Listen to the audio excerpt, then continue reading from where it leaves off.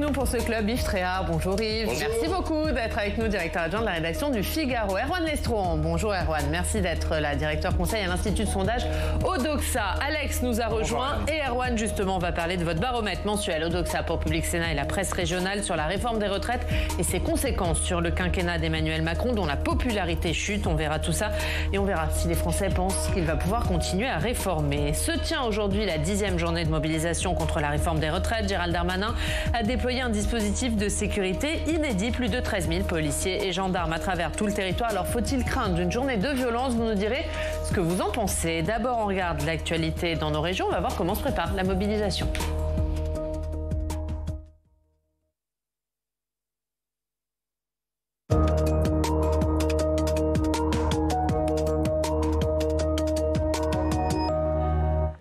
L'actualité dans nos régions, c'est cette 10e journée de mobilisation. On va voir comment ça se prépare du côté de Saint-Étienne, où on retrouve Anthony Verpillon. Bonjour Anthony, merci beaucoup d'être avec nous, journaliste à TL7, la télévision locale de la Loire. Anthony, est-ce qu'il faut s'attendre à une forte mobilisation du côté de chez vous?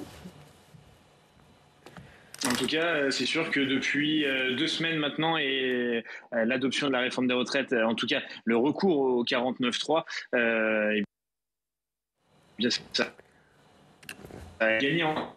Premièrement, elle avait été assez forte. Février avait été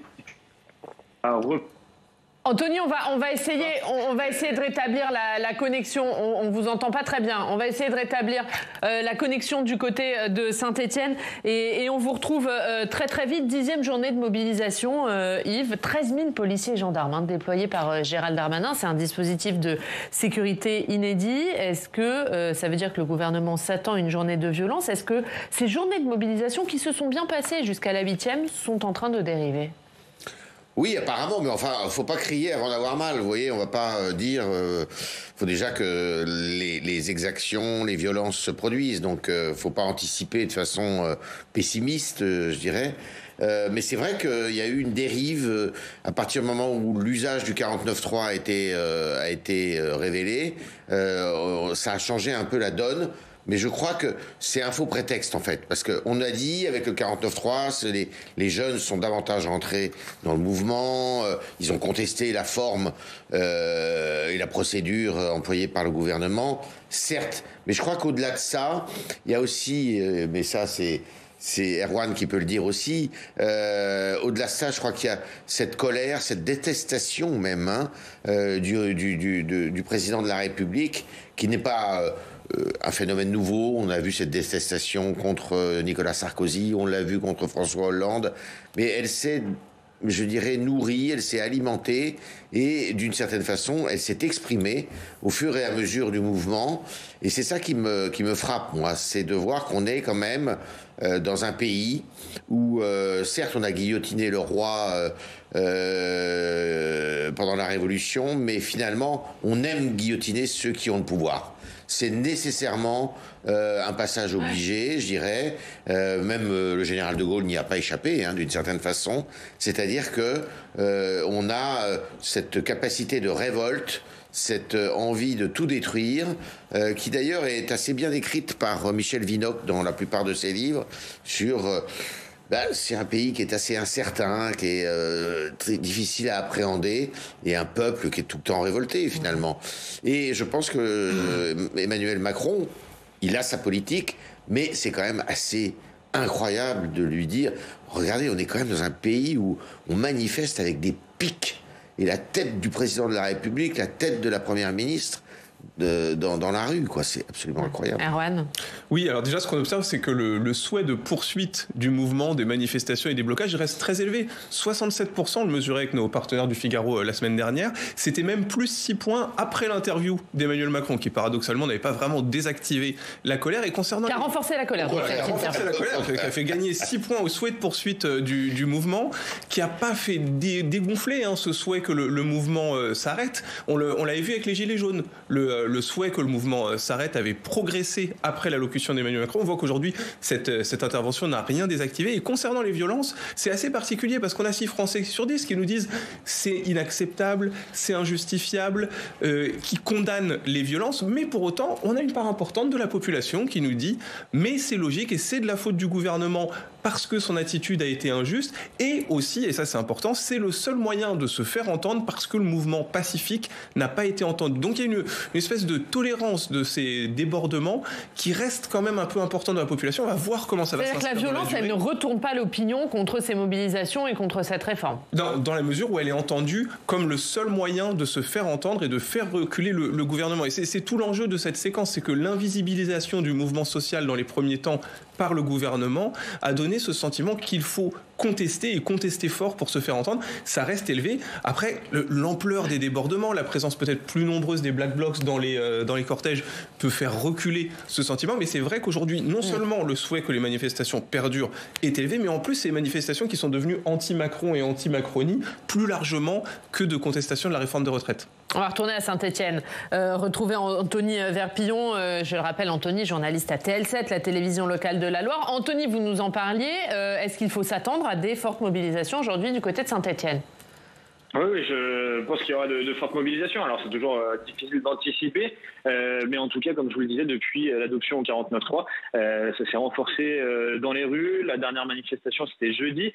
Il y avait alors c'est toujours la bataille des chiffres, mais entre 6 000 personnes selon la police et je crois de mémoire c'était 50 000 selon les syndicats. Alors évidemment, il faut trouver un juste milieu entre ces deux chiffres-là, mais ça s'est renforcé. Et puis, la colère est vraiment ciblée sur les personnages principaux, je dirais, qui représentent cette réforme, Emmanuel Macron et Elisabeth Borne. Alors, on n'en est pas encore au pic avec la tête des présidents, ou du moins à l'effigie du président ou de la première ministre à Saint-Etienne, mais en tout cas, il y a des violences aussi. On en a été victime nous-mêmes en tant que journalistes, très directement. Il y a un contexte plus que tendu à Saint-Etienne, comme ailleurs en France de toute façon. Est-ce que, rapidement, Anthony, est-ce qu'il y a d'autres modes d'action programmés que cette mobilisation dans la rue ? Alors, il y en a déjà dès ce matin, 2 modes d'action notamment. Le train qui a été bloqué entre Lyon et Saint-Etienne. Je vous rappelle, peut-être que de Paris, on ne prend pas la mesure, mais en tout cas, cette ligne Lyon-Saint-Etienne, c'est la 2e la plus utilisée de France. Donc, c'est très important. Le train a été bloqué. Normalement, la reprise du trafic, c'était aux alentours de 8h30. Et puis, un lycée également qui a subi un blocage dans le centre-ville de Saint-Etienne ce matin. Et puis, toute la semaine dernière, chaque jour avait son institution bloquée. Il y a eu la Poste, il y a eu Enedis, il y avait eu l'une des plus grandes plateformes logistiques de la Loire, et c'était chaque jour. Voilà, c'était répétitif tous les matins. On arrivait à la rédaction en se disant on va à droite ou à gauche pour aller voir là où ça a bloqué. Donc voilà, les opposants en tout cas à la réforme ne relâchent absolument pas. Merci beaucoup Anthony Verpillon d'avoir été avec nous pour nous donner la température du côté de Saint-Etienne. Anthony, journaliste à TL7. Et dans ce contexte, on va découvrir le baromètre Odoxa, baromètre mensuel pour Public Sénat et la presse régionale. Alex, un mot sur les chiffres. Avec vous, premier renseignement, la cote de popularité d'Emmanuel Macron est en baisse. Oui, 30% des Français pensent qu'Emmanuel Macron est un bon président de la République. C'est une baisse de 6 points par rapport au mois dernier. Alors globalement, la popularité du président est en baisse, mais elle reste quand même assez haute dans son propre camp, 89% d'opinion favorable chez les sympathisants Renaissance, et elle est en forte hausse, c'est à noter, chez les sympathisants Les Républicains, plus 12 points en un mois. Baisse de popularité générale également pour la première ministre Elisabeth Borne, 28% des Français pensent qu'elle est une bonne première ministre, c'est un point de moins que l'an dernier. Erwan, à quoi c'est lié précisément cette chute de popularité d'Emmanuel Macron ? Est-ce que c'est lié à la réforme en elle-même ? Est-ce que c'est lié à l'utilisation du 49.3 ? Est-ce que c'est lié à la fermeté du chef de l'État malgré le rejet de la réforme par les Français ? C'est un peu des deux. C'est vrai que cette réforme des retraites qui devait être un marqueur du second quinquennat d'Emmanuel Macron a tout du rendez-vous manqué avec les Français. Sur le fond, on a vu le rejet massif des Français d'un texte qu'ils ont jugé injuste socialement, qui a provoqué une grande colère. Mais sur la forme, il y a aussi cette adoption à travers le 49.3 qui a posé le sentiment d'un passage en force démocratique. Donc, entre colère sociale et frustration démocratique. Les Français ont des jugements nettement moins favorables sur Emmanuel Macron ce mois-ci. Et ce qui est intéressant, c'est que par exemple, on voit qu'il perd 10 points chez les 25-34 ans. Alors ça peut être dû au passage en force démocratique, mais il perd aussi 10 points chez les 50-64 ans. Ça peut être dû à l'adoption au forceps de la réforme des retraites. Donc il y a ces deux points, et la colère démocratique et la colère sociale, qui jouent dans la tempête de l'opinion et qui le placent à un niveau très bas de popularité. On est juste 3 points au-dessus son plus bas niveau depuis son élection en 2017. C'était 27% au moment des Gilets jaunes. C'est un niveau très bas et on voit que le lien des Français avec Emmanuel Macron s'est fortement détérioré dans la séquence. C'était le risque, il s'est concrétisé et c'est vrai que ça pose aussi la question du souffle qui va lui rester pour la fin de son second mandat. Ouais, on va y venir. Le lien est rompu aujourd'hui entre Emmanuel Macron et les Français pour vous, Yves? Oui, c'est assez étonnant d'ailleurs. Enfin, c'est assez étonnant, c'est curieux de le constater alors qu'on est à peine 1 an après sa réélection, qui est une réélection assez triomphale quand même, on peut le dire, et ça donne je dirais, quelques motifs de satisfaction à tous ceux qui disent qu'il n'a pas été réélu sur un programme, sur sa gouvernance, sur sa façon d'être, mais pour contrer Marine Le Pen, évidemment. Non, ce qu'il y a, c'est que ce qui est terrible, c'est que en plus, sa campagne électorale, le seul sujet qui a alimenté sa campagne, c'est le sujet de la réforme des retraites. C'était le seul point, la seule mesure concrète qui figurait dans son programme. Donc voilà, c'est aussi le paradoxe français. Il n'a pas pris les Français en traître, finalement. Il a même présenté un texte qui est largement amoindri par rapport au texte qu'il voulait faire passer à l'époque. Donc c'est tout à fait ce qui veut dire quand même que le mécontentement va bien au-delà de cette réforme des retraites et qu'il faut mettre aussi là-dedans probablement du pouvoir d'achat, ce qui est assez d'ailleurs aussi paradoxal quand on sait tout l'argent public qui a été dépensé en France pour essayer d'amortir justement l'inflation. Voilà, on est dans les contradictions françaises. Erwan, c'est un rejet plus général au-delà de la réforme des retraites. Est-ce que c'est aussi un rejet de la personne d'Emmanuel Macron ?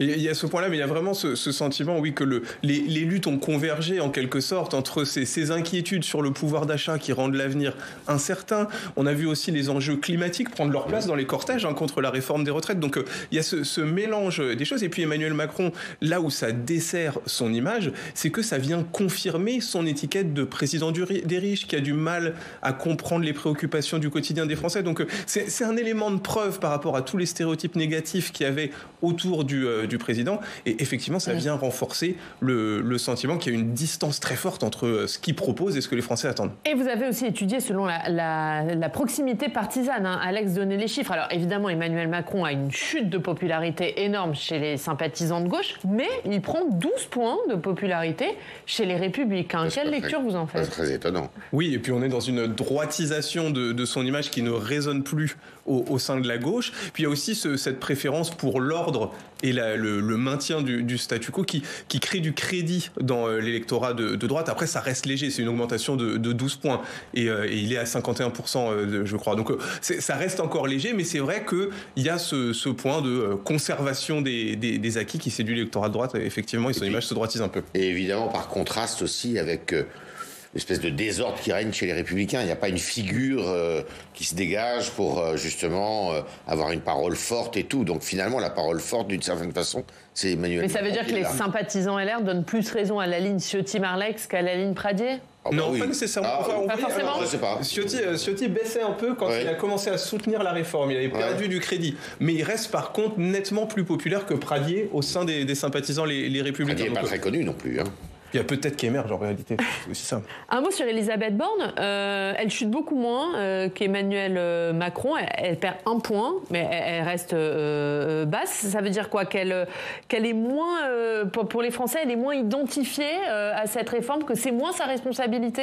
Alors en fait, elle avait déjà perdu ses points le mois précédent. Emmanuel Macron, lui, c'est un rattrapage, c'est qu'il est dans une séquence réforme des institutions internationales. Donc c'est son retour sur le terrain de la réforme des retraites qui a entraîné ce rattrapage d'impopularité. Ça, c'est le point. Pour Elisabeth Borne, elle est à 28% de popularité après moins d'un an à Matignon. C'est un très bas niveau. Et les prédécesseurs qui ont eu ces niveaux-là, et c'est pas forcément bon signe, c'est Manuel Valls, 24% pendant la loi travail, et Dominique de Villepin, 26% pendant le conflit sur le CPE. Puis un autre point pour Elisabeth Borne, et qui est plus problématique pour la suite pour elle, c'est que son image était relativement peu construite dans l'esprit des Français quand elle est arrivée à Matignon, et finalement son image s'est construite dans cette séquence très négative pour l'exécutif, donc ça va être difficile peut-être pour elle de décoller des étiquettes d'autorité et de verticalité de son image pour la suite. Elisabeth Borne, elle est fragilisée, Yves ?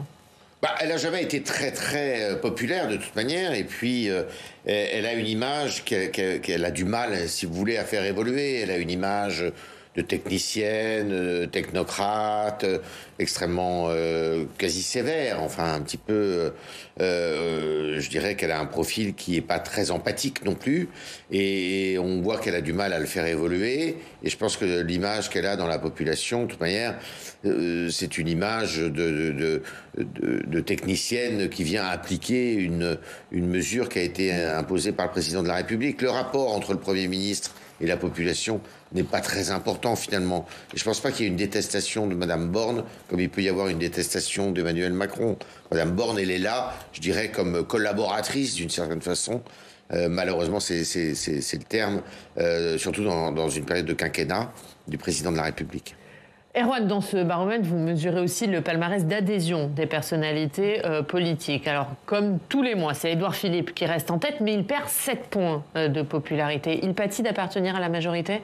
Oui, tout à fait. Ce qu'on observe, c'est... Alors déjà, le désaveu pour la classe politique est généralisé. Quelles que soient les tendances politiques, on voit une baisse des codes d'adhésion des personnalités. Ce mois-ci, c'est vraiment la fracture liée au 49.3, au débat houleux qu'il y avait eu à l'Assemblée nationale aussi préalablement. Mais en tout cas, l'ensemble de la classe politique est desservie par cette séquence, mais ceux qui en pâtissent le plus fortement, c'est les figures de la majorité et ses alliés. Et Édouard Philippe perd 7 points de code d'adhésion ce mois-ci. Il passe à 34%, il était à 41% encore le mois dernier, donc il recule très fortement. Il ne se situe plus qu'à 2 points de Marine Le Pen, et c'est ça l'enjeu du moment, c'est que les oppositions ne progressent pas en crédibilité, mais leur écart de crédibilité avec la majorité a tendance à se réduire, et c'est là où il y a peut-être un point de vigilance aussi pour l'exécutif. Ouais. Numéro 2, Marine Le Pen. Numéro 3, Jordan Bardella. Est-ce que le Rassemblement national tire un bénéfice de cette séquence retraite ? Oui, je crois qu'il y a une projection qui a été faite par un autre institut de sondage en cas de dissolution de l'Assemblée, et on a vu que le parti qui en profitait le plus, c'était le Rassemblement national. Ce qui est aussi un des paradoxes, parce que le Rassemblement national, par définition, ou plutôt pas par définition, mais ne dit rien sur cette réforme, ne propose rien, pas d'alternative, et c'est lui qui tire les marrons du feu. Donc c'est aussi... mais bon, c'est pas très étonnant non plus qu'il soit le vainqueur, entre guillemets, parce qu'il faudrait que tout ça soit confirmé en cas de dissolution. Vous le mesurez, vous aussi, Erwan, est-ce qu'il y a un sentiment chez les Français que le Rassemblement national tire profit de cette séquence ? Non, justement, je pense qu'on n'y est pas encore. Justement, je pense que le Rassemblement national, on va dire que c'est peut-être ceux qui pâtissent le moins de la situation, mais vu que les autres baissent, ils se rapprochent de cette population. Et c'est ça qui est intéressant. Et si on regarde, par contre, d'autres indicateurs et la proximité des préoccupations aux Français, il y a quasiment un Français sur 2 qui juge que Marine Le Pen comprend les préoccupations des Français, là où ils sont seulement 3 sur 10 pour Emmanuel Macron. Donc, c'est peut-être cet écart-là. Et finalement, dans un cas où on considère que le gouvernement est très maltraité socialement pour les Français, ça fait le jeu du Rassemblement national, mais peut-être dans un deuxième temps. Aujourd'hui, ils se maintiennent et ils pâtissent un peu moins de la séquence. Et Erwan, vous avez posé la question française de la capacité d'Emmanuel Macron à réformer. Qu'en pensent les Français, Alex ? Eh bien, cette capacité du président à réformer, elle n'est pas remise en cause dans l'opinion, puisque 50% des personnes interrogées pensent qu'Emmanuel Macron arrivera au final à mener les réformes qu'il souhaite. Ouais, c'est très partagé, Erwan. On est dans un 50-50. Oui, alors, et après, ça ne dit rien de ce que les Français pensent de la méthode Macron pour mener des réformes. Parce que, en réalité, si c'est maintenir des réformes assez verticales qui passent avec des ordonnances, avec le 49.3, avec le PLFSS, c'est de toute façon une méthode qui ne convient pas aux Français. Ça ne dit rien du rejet de la méthode, ça ne dit rien du rejet qu'il pourrait y avoir si des réformes posaient problème dans l'opinion. Mais il y a le sentiment, quand même, pour un Français sur 2, moins d'un an après l'élection d'Emmanuel Macron, qui ne parviendra pas à mener les réformes qu'il souhaite. Donc il y a ce sentiment quand même d'impasse du pouvoir qui existe dans la population.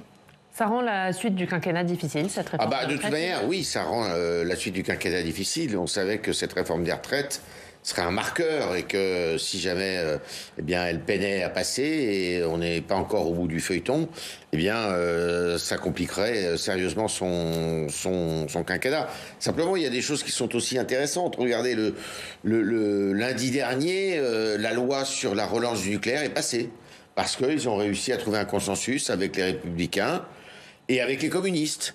Donc, ils peuvent peut-être, sur certains sujets, arriver... Et c'est ce que dit Yael Braun-Pivet, qu'est-ce qu'elle a dit au Grand Jury Le Figaro. Elle dit, on a fait passer plus de 20 textes depuis Bien sûr, ils peuvent arriver à des compromis. Il y en a 3 qui sont passés. Simplement, peut-être que des textes, je dirais, très symboliques, comme celui des retraites, où il suffirait aussi d'une réforme, je ne sais pas, dans l'éducation nationale, ou des réformes vraiment qui sont des réformes totémiques.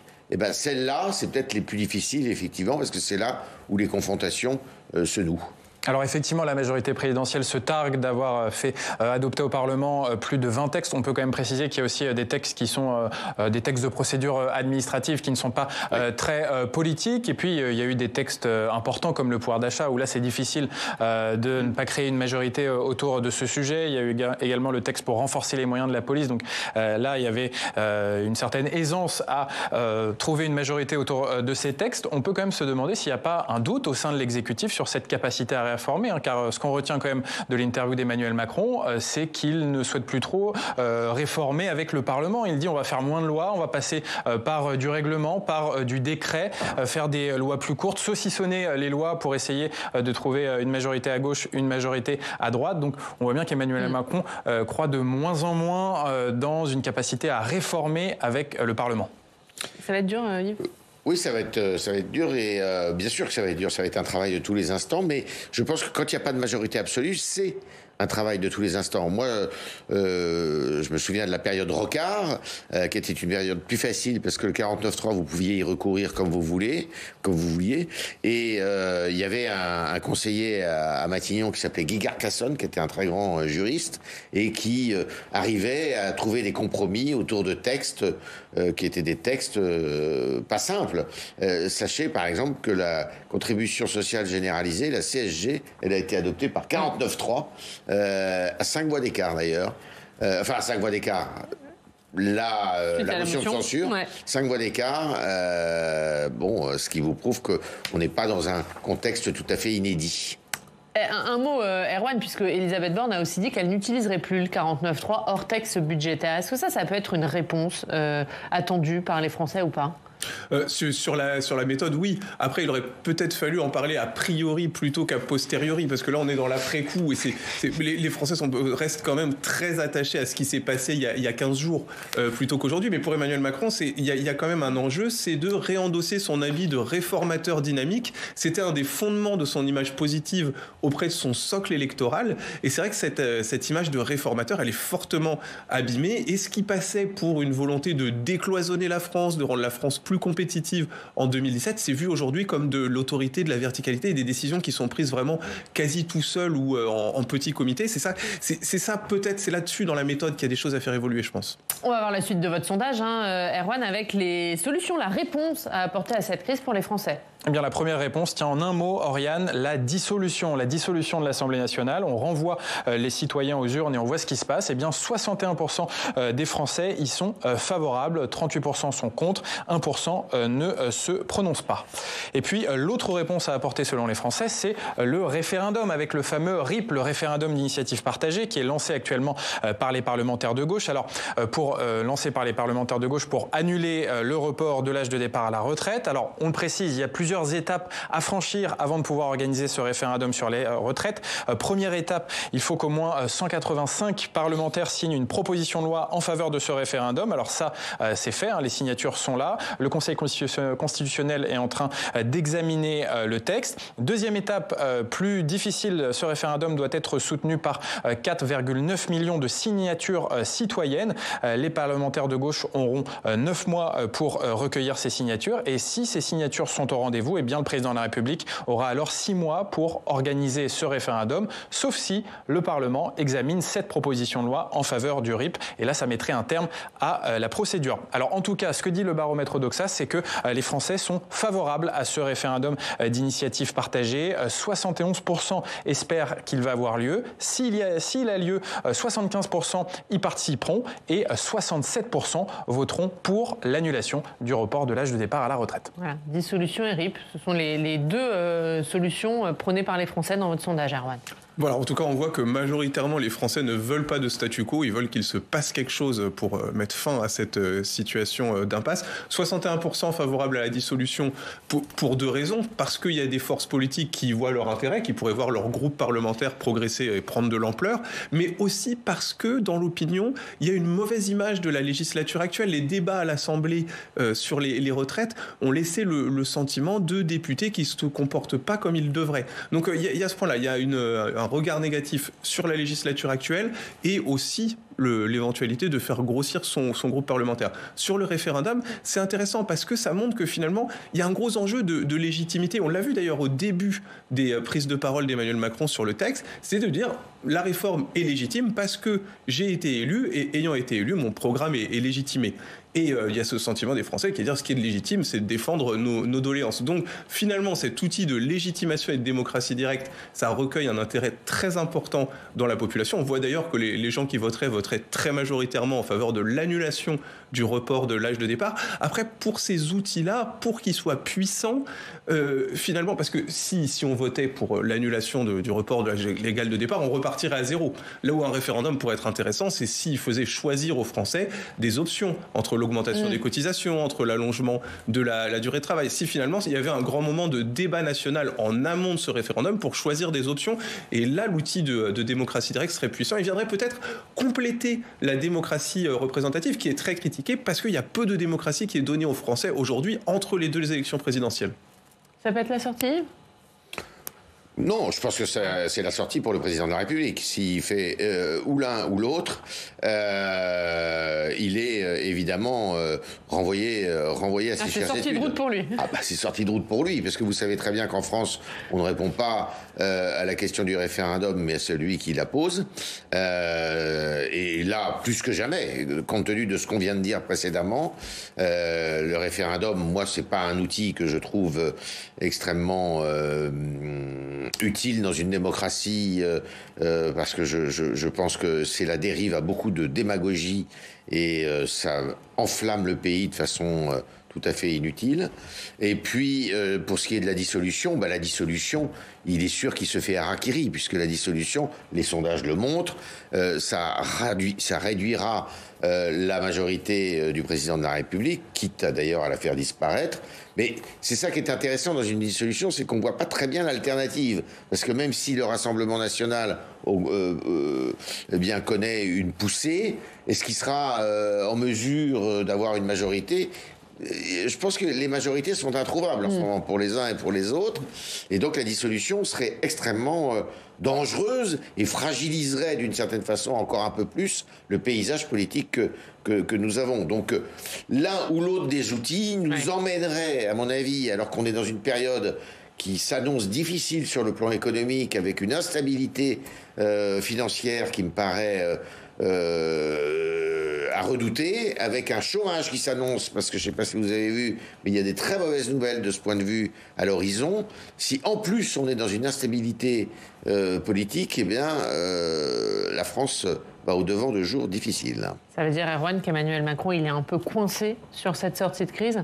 Oui, aujourd'hui, tout l'enjeu, c'est de savoir s'il faut mettre la réforme sur pause, comme l'appelle la CFDT, s'il faut rediscuter de certains paramètres. Mais il y a quand même quelque chose qui est assez évident, et dès les sondages qu'on faisait pendant la campagne présidentielle, c'est que les Français ne veulent pas d'un report de l'âge légal à la retraite, de départ à la retraite. Donc il y a ce sentiment que finalement, sans enlever l'âge légal de départ, il ne se passera rien. Donc c'est entre la capacité d'imposer sa réforme et d'imposer sa réforme, quand bien même elle le rendrait impopulaire parce que c'est nécessaire pour les finances publiques, et la nécessité de contenter les Français, qu'Emmanuel Macron va devoir faire des choix et des concessions à minima. Très rapidement pour finir, Laurent Berger ce matin appelle à une médiation pour trouver une voie de sortie. Est-ce que ça peut être la voie de sortie, Yves ? Oui, il faut voir, mais il faut d'abord attendre la décision du Conseil constitutionnel, me semble-t-il. Il faut que toutes les formalités soient remplies, et puis après une médiation. Mais quel type de médiation? Si c'est Laurent Berger qui mène la médiation, on sait où ça va. C'est-à-dire que c'est le retrait de la réforme. Parce que moi, je suis très intéressé par le discours de Laurent Berger, qui est devenu le Deus ex machina de ce pays, qui n'est élu par personne, sauf par les adhérents de la CFDT, et qui ne représente que quelques 800 000 Français. Bon, il faut arrêter aussi. Le président de la République a été élu au suffrage universel direct. L'Assemblée nationale a été élue au suffrage universel direct. Donc, s'il vous plaît, gardons raison. Il veut nommer 1 ou 2 médiateurs pour sortir de la crise. Oui, mais qui? On verra. Mais qui? Ils vont continuer à parler de cette réforme des retraites. C'est la une de la presse régionale.